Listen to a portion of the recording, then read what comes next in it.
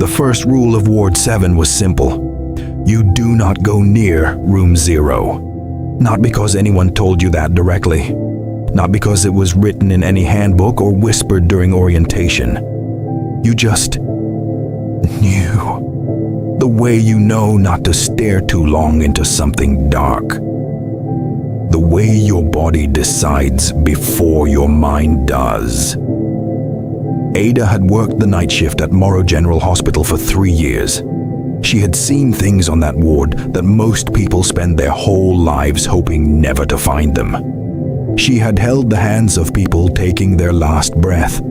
She had watched families shatter in waiting rooms. She had cleaned rooms where things happened that she never spoke about outside those walls. But nothing unsettled her the way Room 0 did. Because Room 0 did not exist. It started 8 months into the job. Ada was covering a double shift, the kind that blurs the line between night and early morning into one long gray stretch of corridors and beeping machines. She was doing her final rounds at 2:47 a.m. when she noticed something. At the end of the East Wing hallway, she had walked 1,000 times before. A door. Not a supply closet, not a maintenance hatch, a proper hospital room door. Pale green paint, a small rectangular window at eye level, and beside it, a number plate. Room 0. She stood there for a full minute, certain she was more exhausted than she realized. She had walked that corridor every single night. She knew every scuff on those walls, every water stain on that ceiling. There was no room there. She had checked the floor plan herself on her first week. The East Wing ended with Room 12.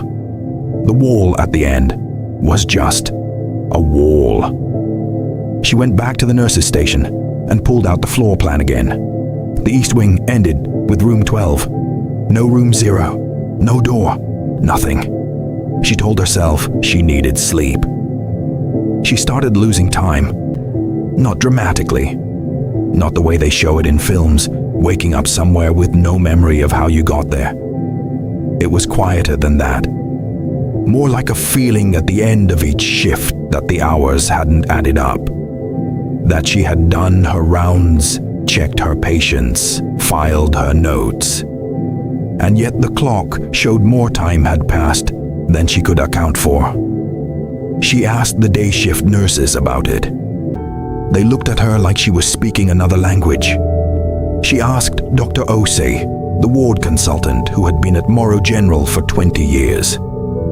He set down his coffee, looked at her for a long moment, and then he said, very quietly, "Some things in this hospital are older than the people who work here, Ada. Leave it alone." She did not leave it alone.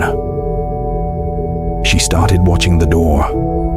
Night after night, from the nurse's station at the end of the corridor, she would sit with the lights low and her eyes fixed on the East Wing hallway. On the fourth night, at exactly 2:04 a.m., she saw the light change beneath the door. A warm amber glow where there had been nothing. A dim, almost candlelight warmth seeping under that pale green door. There was no sound, no movement, just that quiet, breathing light. Her heart was hammering, but her legs carried her forward anyway. She stopped 3 feet from the door, raised herself slowly onto her toes, and looked through the small rectangular window. The room was furnished. A single hospital bed, white sheets, a side table with a plastic cup of water. Standard, unremarkable, empty, but the pillow had an indent in it, the kind a head makes after lying still for hours. Fresh and deep and unmistakably human. Someone had just been there. She started keeping a log. Every action, every time, written down immediately, in the moment. But when she reviewed the log each morning, there were gaps. Small ones at first. 15 minutes, 20. always around the same time, between 2 and 3 a.m. Always on nights, she had been working the East Wing. She told herself she was simply not writing things down. That exhaustion was affecting her memory. But then she found the entry in the admissions log, the one she did not remember writing. Room 0. Admitted 2:14, discharged 4:58.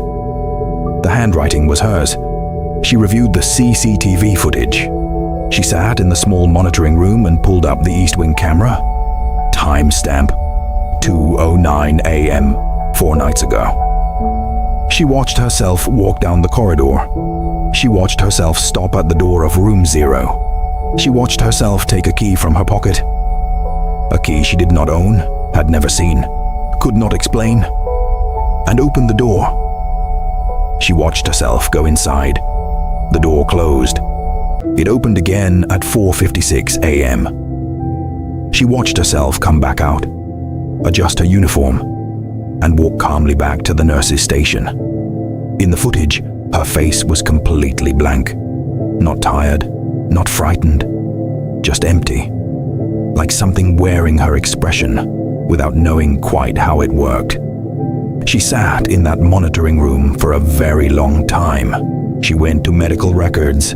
There was one file associated with room 0. Ada Cole, admitted 3 years ago. Diagnosis: severe dissociative episode following acute psychological breakdown. History of night shift work preceding collapse. Patient admitted to East Wing under observation. Prognosis: ongoing. Ada stared at the screen. She looked at the date of admission. It was the same date she had started working at Morrow General. She had never started working there.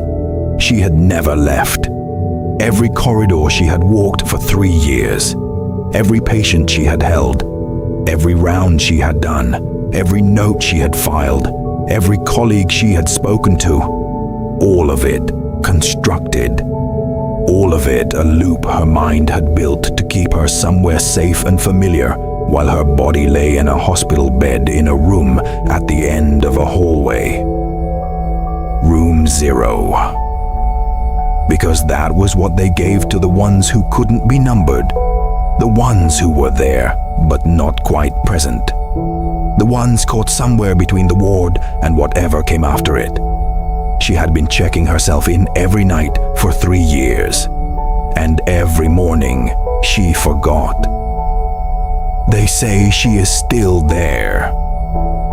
Night staff at Morrow General will sometimes catch a glimpse of her at the far end of the East Wing corridor. A nurse in a blue uniform, clipboard in hand, doing her rounds with that quiet efficiency of someone who has done this job 1,000 times. She looks busy. She looks fine. And if you watch her long enough, if you stand very still at 2 a.m. and pay close enough attention, you will see the moment she forgets. She will pause mid-step, tilt her head slightly, the way a person does when they can't quite remember what they were doing. And then she will walk to the door at the end of the hall. She will take out a key you cannot explain. She will go inside. By morning, the bed will be empty. And somewhere at the nurse's station, in handwriting that is neat and unhurried, the log will read, Room 0. Admitted, 2 o'clock. Discharged, 5 o'clock. Ready for the next night to begin.